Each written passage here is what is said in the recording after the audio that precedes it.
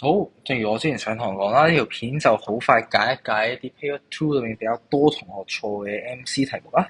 首先係第八題，OK，第八題咧係我哋班 Two C 嘅同學咧特別比其他成級嚟講錯得比較多嘅個答對都比較低啦。咁就好照樣解一解啦。咁呢題咧其實係你要做兩次嘅 expand 啦，佢上嚟首先要喺括號裏面 expand 咗一次。A 加 B 乘 A 減 B 咧，咁出到嚟就應該會係 A square 減 B square 啦，H square 減 4K square，成個咧再去 square 多一次。咁如果你熟啲 identity，其實你寫到呢一步咧，你已經可以睇到咧答案就應該係 A 噶。點解啊？因為呢個個樣係咩啊？A 減 B 成個 square，咁 A 減 B 成個出嚟會係咩啊？A square 啦，減 2AB。再加 B square，你會發現淨係睇啲減同加咧，你已經叫下面嗰兩個其實冇可能噶啦。咁但係當然啦，你如果覺得有啲擔心嘅，咁你咪照樣寫埋出嚟咯，乘翻 2AB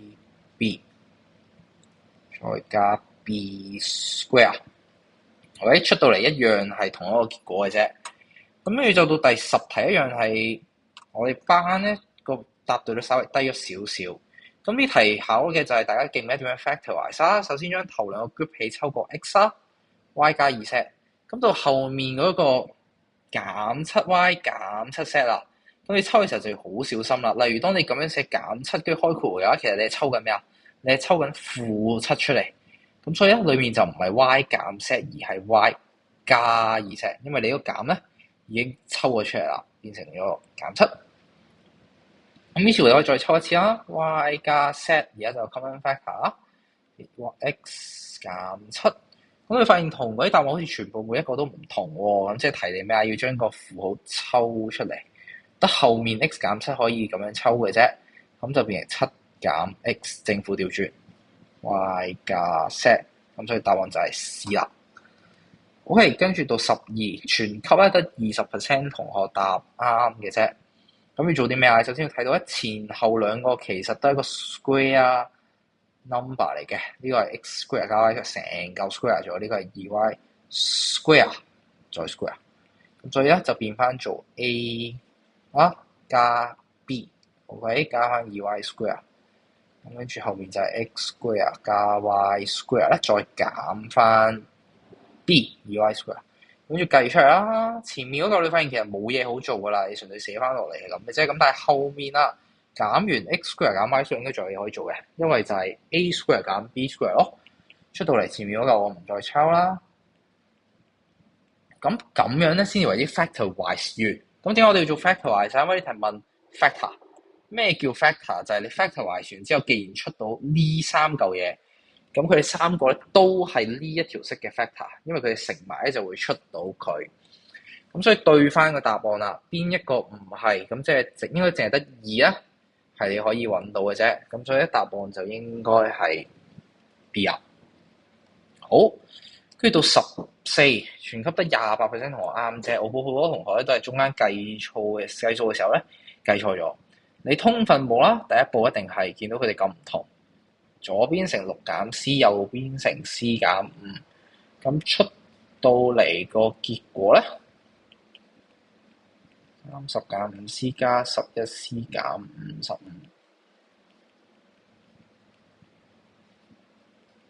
OK， 咁跟住再 simplify 將佢哋加翻埋一齊，咁就應該係6 C 減25 C 減5 6減 C。OK。咁你發現又一樣，又同4個答案都全部唔同嘅，因為例如 D 嗰個差住004呢一嚿嘢個正負調轉咗，咁你知道咧一定唔會係答案嘅。如果得一嚿唔同咗，因為當你例如想抽呢一個負出嚟嘅時候咧，例如我呢度就係將6減 C 調翻轉變成 C 減6，你會抽咗個負號啦，個負號去咗邊啊？咁就係應該去咗個分子嗰度嘅呢一題，咁就變成25減6 C。咁所以出到嚟咧，你就會發現答案應該係 A 先啱啦。OK， 因為佢咧調完之後咧係啱嘅，分子用分母都。咁再落去就到第18題啦。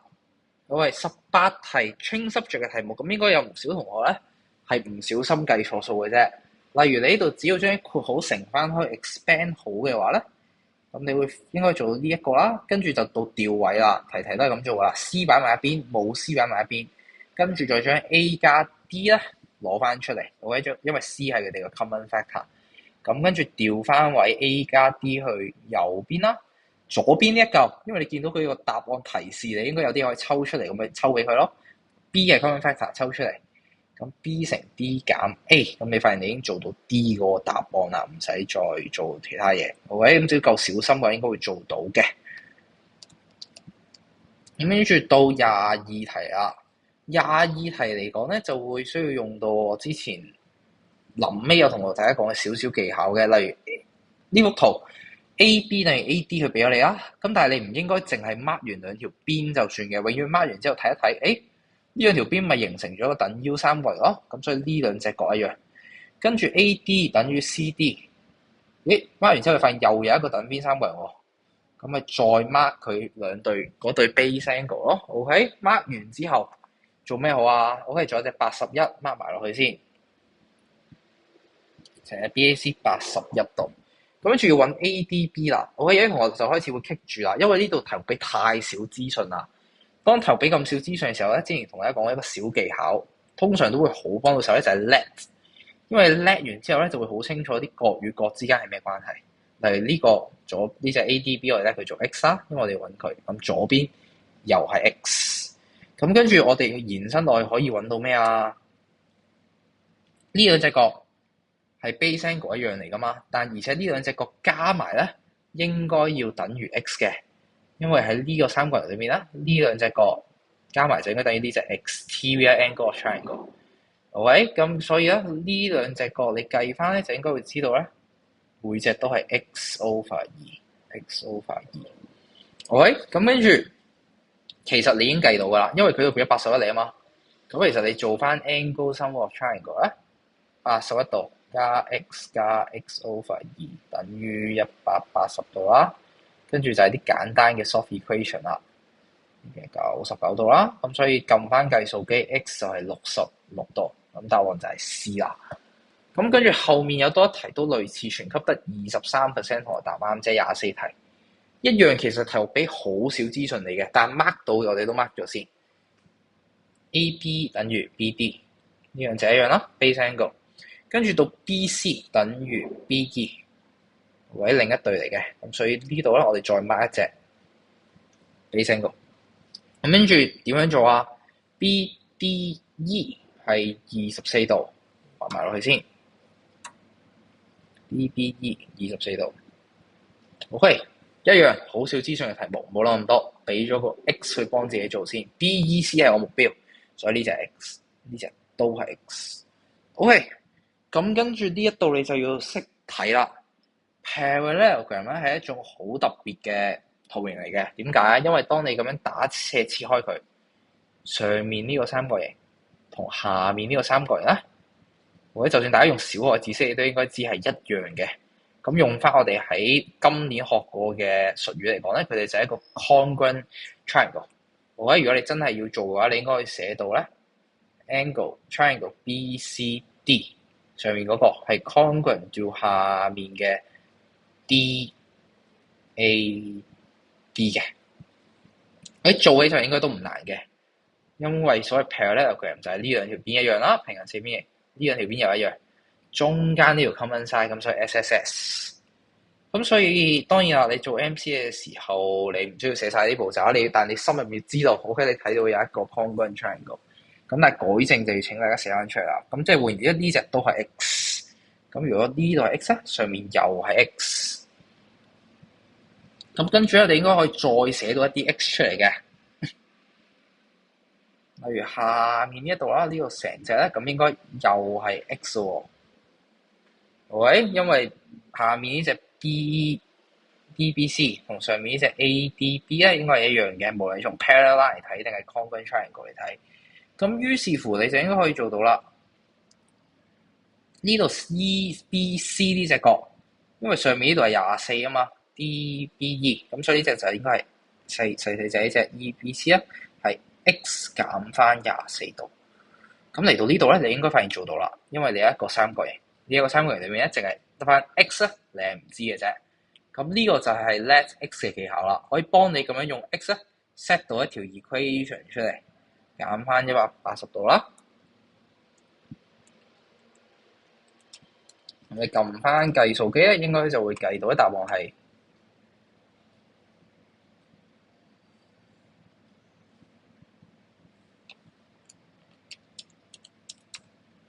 68度啦。OK， 咁你再落去就到第25題啦。第25題問 interior angle regular n-side polygon 啦，is 2 times an interior angle。不如其實列式嘅啫，你一見到呢啲題目 n 減2乘180 interior angle 啦，除翻 n 一隻，咁跟住就等於咩啊 ？exterior angle， 喂，2 times an exterior angle 喺 is 之後啊嘛，咁所以應該係後面呢個要乘2啊 ，interior angle 係大啲嘅。咁仲要見到左右兩邊咁啱，大家都 over n 喎，咁所以變成其實你根本唔使考慮嘅，兩邊一齊乘翻 n， 咁出到嚟左邊右邊720啦，咁嗰啲度其實都可以省略咗佢啦，因為大家都有嘅，變成乘入去 n 減2乘180，咁所以最後就調翻位啦，sorry， 呢個應該係360。OK， 咁所以呢個加埋咧，應該就係1080。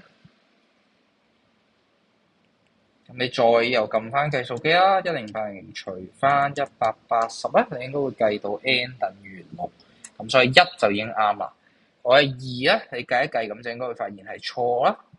120度應該係啲 interior angle 嚟嘅。咁跟住到3啦，咁又佢好多同學已經唔記得咗咩叫 diagonal 啦。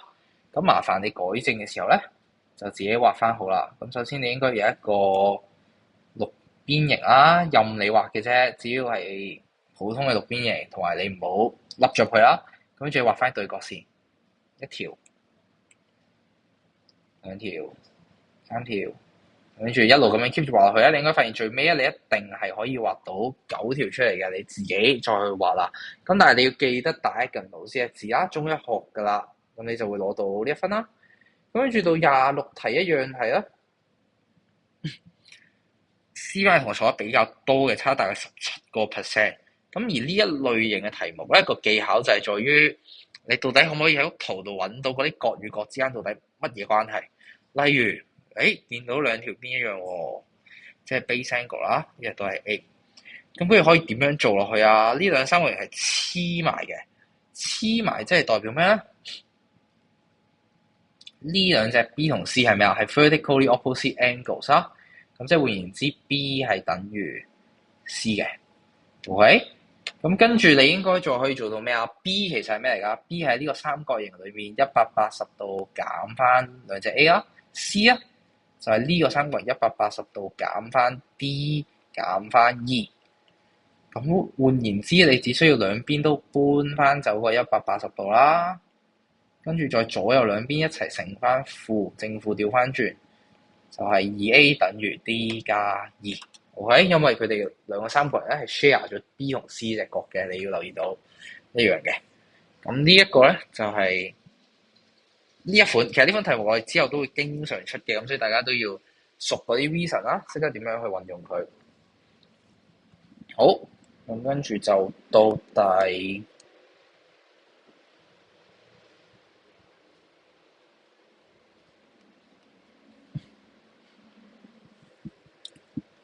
35題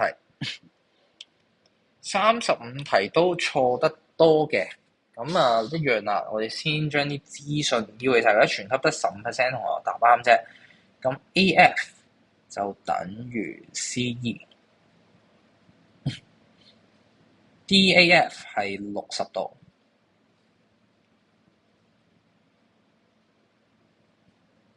喂，咁你會見到佢呢題俾嘅資訊的確係少之又少嘅。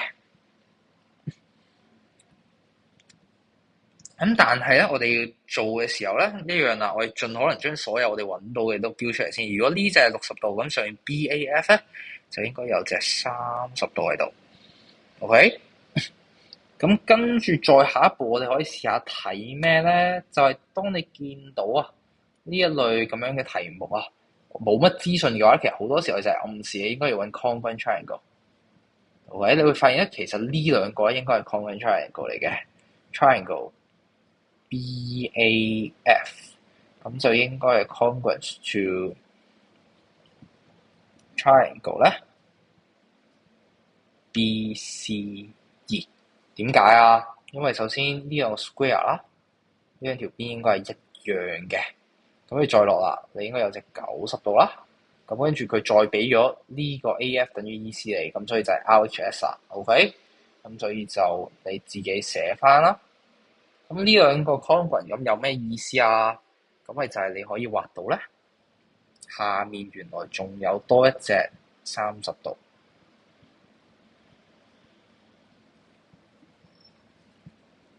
OK，咁跟住再落啦，你應該仲會睇到多一樣嘢嘅，多一樣乜嘢咧？就係有一對 corresponding side，BF 就應該同 BE 一樣。OK，當我哋逢親話 congruent 嘅時候，我哋都將嗰啲 mark 晒出嚟啦。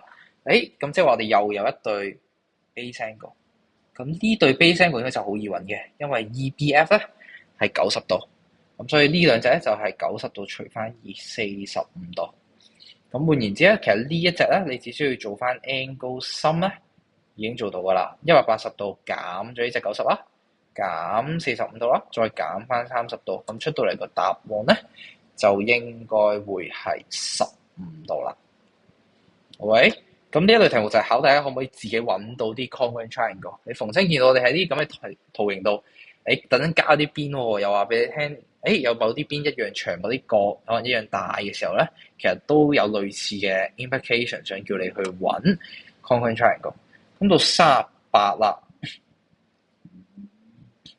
，38都有唔少同學係做錯噶啦，全級得24% 同學答啱，即係咁好多數咧都俾呢個70% 陰咗，咁就去揾40乘70%，咁但係呢個咧就應該未必啱啦。點解？因為係有70% 嘅同學咧 pass 咗呢一個 quiz，咁所以咧你應該係要揾咧有70% 同學都超過邊一個分數，咁所以正確嚟講，你應該係要揾翻30% 頭，咁所以咧就應該會係喺12呢一個位畫過去。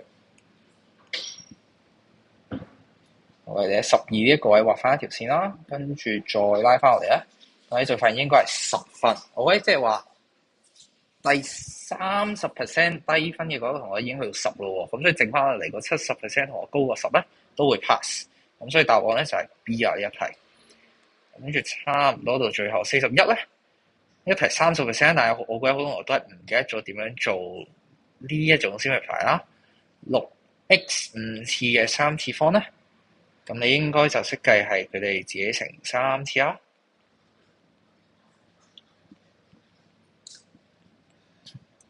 咁你再計翻出嚟咧，就應該係 x 嘅15次。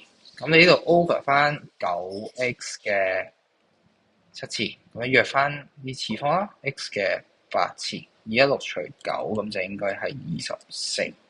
咁所以答案咧就係 D 啊。跟住到42%嘅題目咧，都係大家應該要記得點樣去做嘅。A profit of 24% is made， 咁呢個好長一大抽嘅嘢，但永遠首先做應用題咧，叻咗人東先。佢最尾想揾個 cost 啊嘛，咁咪叻咗個 cost 先咯。咁跟住佢呢個後面開始再去倒翻轉嚟睇啦。On its market price, which is 40% above its cost， 即係話俾你知佢個 market price 係咩啊？個 x 再多翻40%，即係 1.4x 係個 market price 啦。咁跟住再 selling a book at a discount of 20%， 咁即係佢個 selling price 係咩啊？ 1.4x 咧，再有20% discount 乘翻 0.8， 咁我計翻 1.4 乘翻 0.8， 就應該係 1.12x 嘅個 selling price。咁再倒翻轉嚟睇 a profit of 24， 咁應該就可以寫一條 equation 啦，用呢個24。唔係就咁等於 1.12x 而係咩啊？ selling 個 profit 係咩啊？就係你個 selling price 減翻原本個 cost。咁所以呢度減一減咧，就應該會出到0.12x 等於24。咁你撳翻計數機咧，應該就會出到 x 等於200。OK，呢一類應用題 percentage 嘅題目，我哋好少機會再重溫㗎啦。咁但係多數我哋出咧，都係會出類似咁樣嘅題目㗎啦。咁大家都要溫翻熟去執翻嗰一啲分數啦。咁咧，成份卷要解大概就係咁多啦。咁如果大家對於個別題目仲有問題嘅話，咁就可以再問啦。咁就請大家認真完成翻個改正，將嗰啲唔熟嘅嘢溫翻。咁下次就可以攞到個分啦。